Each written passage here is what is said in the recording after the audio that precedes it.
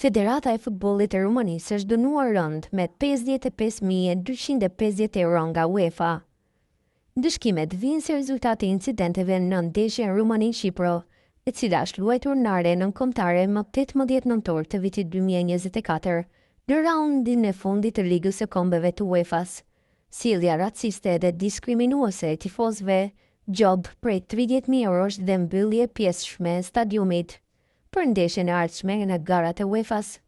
Megjithatë, vendimi për mbylljen e pjesëshme të stadiumit është shpezulluar, bllokimi i rrugëve të aksesit, një gjob prej 14.000 eurosh, ndezja e materialeve piroteknike, gjob prej 11.250 eurosh, ka shkruar mediumi rumun Sport. Mediumi rumun ka rikujtuar edhe dënimin që kishin marrë për Kosovën. Federata e Rumanisë ishte ndëshkuar shumë më drastikisht për atë që ndodhi në ndeshjen Rumani-Kosovë.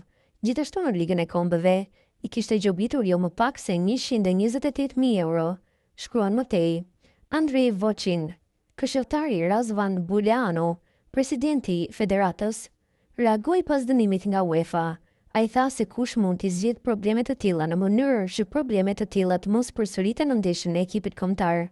Federata është mësuar tashmë me to. Nuk është më lajmi i fundit.